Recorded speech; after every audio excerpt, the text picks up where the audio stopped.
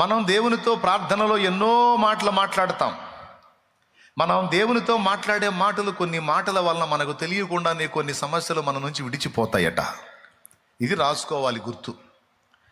దేవుని ముందుకెళ్ళి దేవునికి మొర్ర పెట్టి దేవునితో మనం మాట్లాడేటువంటి కొన్ని మాటల వల్ల మనకు తెలియకుండానే కొన్ని సమస్యలు డీల్ అయిపోతాయట, కొన్ని సమస్యలు పరిష్కారం అయిపోతాయట, కొన్ని మనం ఆయనకి చెప్పినందున.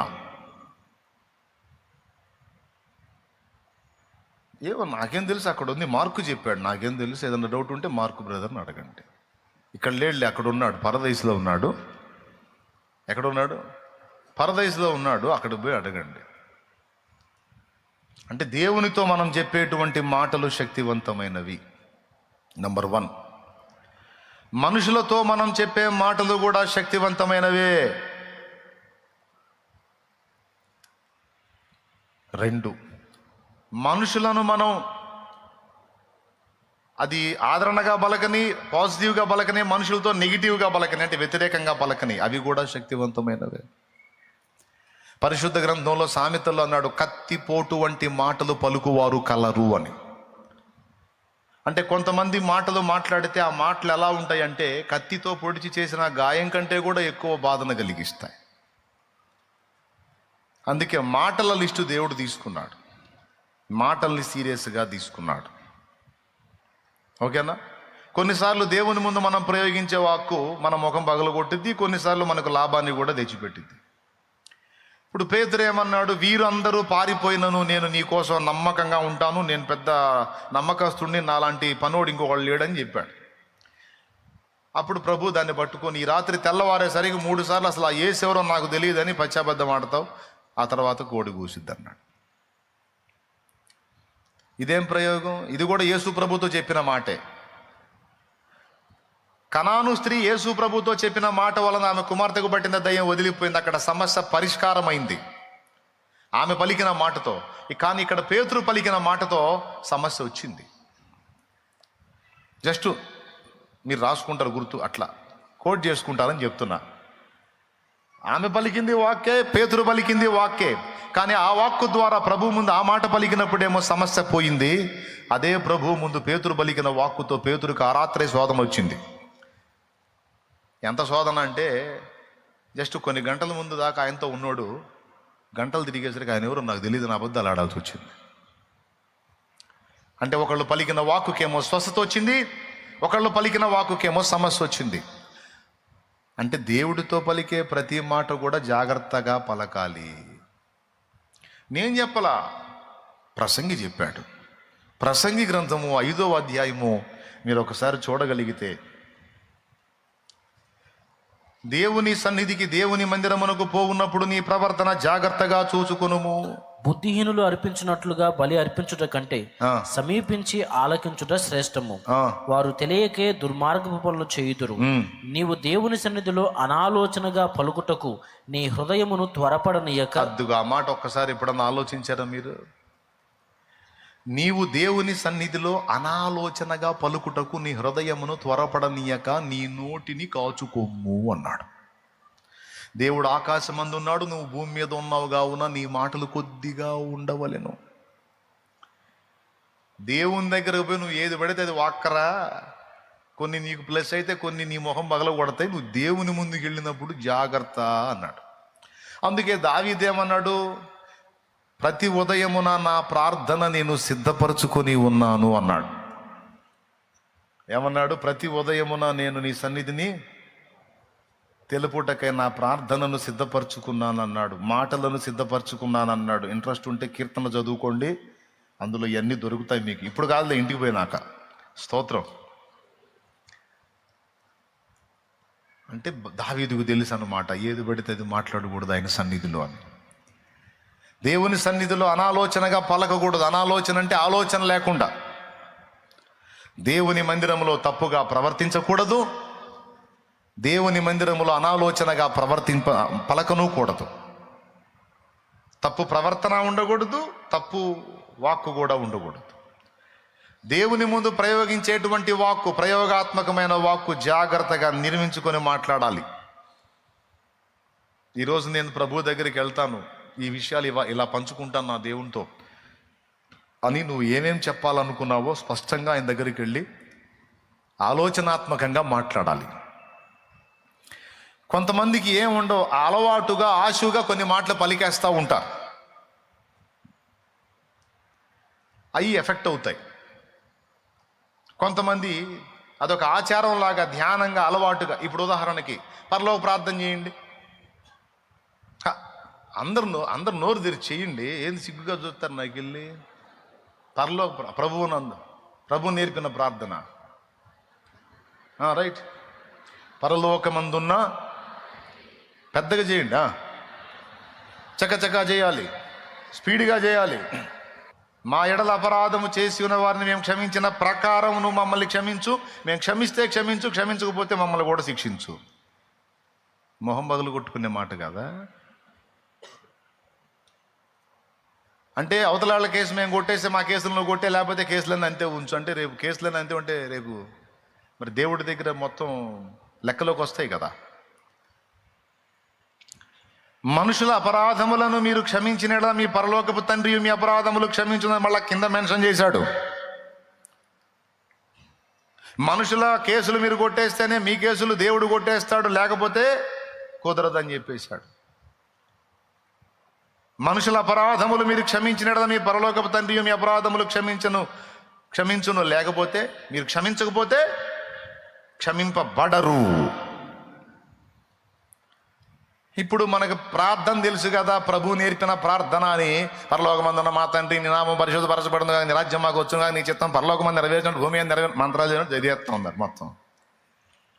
అందులో నీకు రేపు పెద్ద సమస్య తెచ్చిపెట్టే మాట ఒకటి ఉంది. అందుకనే దేవుడు నువ్వు అనాలోచనగా పలుకుతావా, ఆలోచనాత్మకంగా పలుకుతావో గ్రహింపులో పెట్టుకోవడానికి, ఆయన నిన్ను అబ్జర్వ్ చేయడానికి ఆ ప్రార్థనలో అది మెన్షన్ చేశాడు. అందుకే ప్రభు సన్నిధిలో అనాలోచనగా పలకరాదు. దేవునికి స్తోత్రం చెప్పండి గట్టిగా. దేవుని మందిరములో ప్రవర్తన జాగ్రత్తగా ఉండాలి. ఎందుకంటే దేవుని సన్నిధి మన మధ్య ఉన్నది, పరిశుద్ధాత్మ మన మీద ఉన్నాడు. రెండవది, మనం పలికే మాటలు కూడా తండ్రి వింటున్నాడు, పరిశుద్ధాత్ముడు వింటున్నాడు, యేసై వింటున్నాడు, దూతలు వింటున్నారు. ఈ మాటలు సైతాను కూడా వింటున్నాడు. ఒక మాటతో స్వస్థత వచ్చింది, ఒక మాటను ఉపయోగించి ఒక తల్లి స్వస్థత తెచ్చుకుంది తన బిడ్డకి, అదే మాటను ఉపయోగించి ఒక వ్యక్తి ఏమో సమస్య తెచ్చుకున్నాడు. కాబట్టి ప్రయోగాత్మకమైన వాక్కు నంబర్ 1, దేవుడి దగ్గరికి వెళ్ళి మనం ప్రయోగించేటప్పుడు మన వాక్కు చాలా బ్యాలెన్స్గా ఉండాలి, స్పష్టంగా ఉండాలి.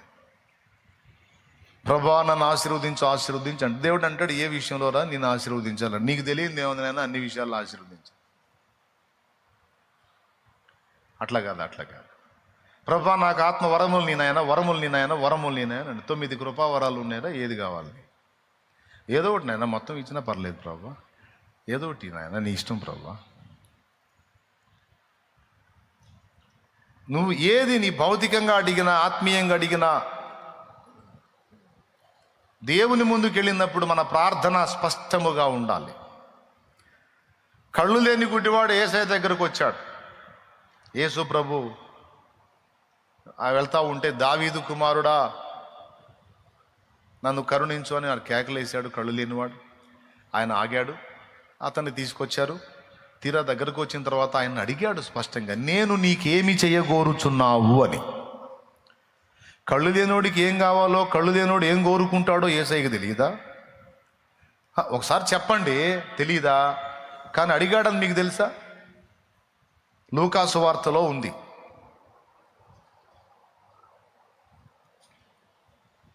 చూడండి ఒకసారి. అది కూడా దేవుని ముందుకు వెళ్ళినప్పుడు అనాలోచనగా ఉండకూడదు, స్పష్టంగా చెప్పాలని లూకా సువార్త మరి 18వ అధ్యాయము 41వ వచనం చూడండి.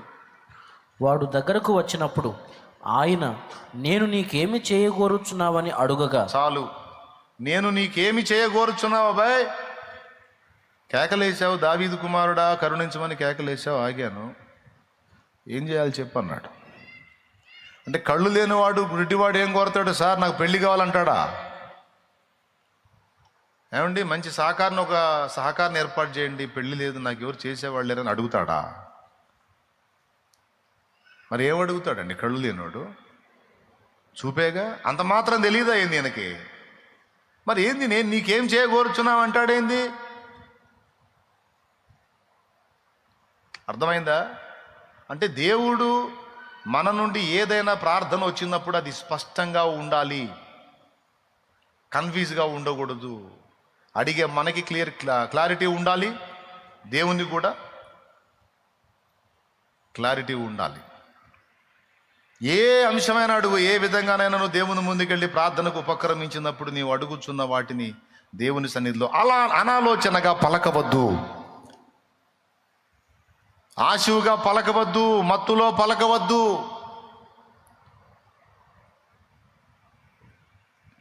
అయిపోయింది ఒకటి. ఫస్ట్ పాఠం, దేవుని ముందు మనం పలుకుతున్న మాటలు ఎలాంటివో చూసుకోవాలి. దేవునికి మనం చేసే ప్రార్థనలో స్పష్టత ఉండాలి. అవసరమైతే ఇదిగో ముందే దేవుడు తన దాసుని ద్వారా రాయించాడు గ్రంథములో, నేను మాటలను సిద్ధపరచుకొని ఉన్నాను, నీ యొద్దకు వస్తాను ప్రభువా అని. ముందే దేవుని అడగవలసిన విషయాలు, మాటలు సిద్ధపరచుకొని దేవుని ముందుకు వెళ్ళాలి. ఎందుకో చెప్తున్నాడు. ఒక అధికారి ముందుకు నువ్వు వెళ్ళినప్పుడు, ఒక ముఖ్యమంత్రి స్థాయి వ్యక్తి ముందుకు నువ్వు వెళ్ళినప్పుడు, ఏంటండి బాగున్నారా, ఏంటి సంగతులు, ఇంకేంటి అని చెప్పి అడుగుతావా? అంత టైం ఇస్తారా? పోతానే ఉంటారు. చెప్పండి ఏంటి అంటారు. అన్నప్పుడు ఏం లేదండి, మామూలుగా మీరు ఎట్లా ఉన్నారు, మరి అందరూ క్షేమంగా ఉన్నారా, మరి మంచి అంటే కుదిరిదా? ఈ సోది అంతా నీకెందుకు, వచ్చిన సంగతి ఏందో చెప్పు అంటాడు. ఏం లేదండి, ఏమైనా చిక్కిపోయారేంది ఈ మధ్య అంటే ఎట్లుంటుంది? కొంచెం జుట్టు కూడా తెల్లబడ్డట్టుంది, ఏంటండి అసలు ఏం జరుగుతుంది, ఏం తగ్గారు, వేడి తగ్గారు అంటే ఎట్లుంటుంది? ఎవడు ఈయన ఎందుకు రానిచ్చారు, ఈయన బయట పంపించండి అంటాడు. అయ్యే సార్ పలకరిస్తుంటే మామూలుగా మాట్లాడుతుంటే ఏం సార్, ఎన్ని డైలాగులు ఉంటాయి ఆడ, అసలు మాటలు ఉంటాయా? అయ్యా నేనేం చెప్పాలనుకున్నాను, మీ టైంని పాడు చేయటం ఎందుకండి, ఇదిగో లెటర్ రాశాను, దయచేసి దీన్ని చదవండి.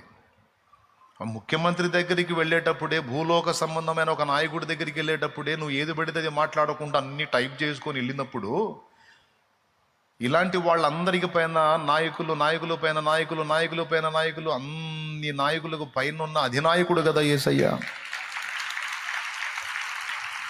ఆయన ప్రభువులకు ప్రభువును, రాజులకు రాజు, భూపతులందరికి అధిపతి కదా. ఆయన ముందుకు పోయినప్పుడు ఇంకా ఎంత జాగ్రత్తగా మాట్లాడాలి.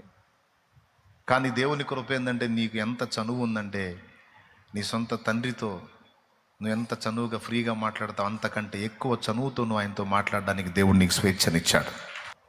చనువు ఇచ్చాడు కదా. మన్నాంతో పిచ్చి మాటలు మాట్లాడతామా? మన్నాంతో ఏది పడితే అది మాట్లాడతామా? మాట్లాడితే దిగులు వేసుకుంటాడు. ఏంటి వీడు వయసు వచ్చింది కానీ వీడు ఇంకా మైండ్ ఎదగలేదు ఏంది, నాతో సోది మాటలన్నీ మాట్లాడతాడు సోదోడు అంటాడు. ప్రభు ముందుకు వెళ్ళినప్పుడు మన వాక్కు జాగ్రత్తగా చూసుకోవాలి. దేవుని ముందు మనం ప్రయోగించే వాక్కు జాగ్రత్తగా ఉండాలి. దేవుని సన్నిధిని అనాలోచనగా వచనం చూపించి మాట్లాడాను నేను. అలాగే ఒక ఆమె పలికిన వాక్కు ద్వారా స్వస్థత వచ్చింది. పేతురు పలికిన వాక్కు ద్వారా పేతురుకు రాత్రి సమస్య వచ్చింది. కాబట్టి మనం దేవుని ముందు పలికే మాటలు చాలా జాగ్రత్తగా ఉండాలి అనేది ఒకటి అర్థమైపోయింది మీకు. ఓకేనా?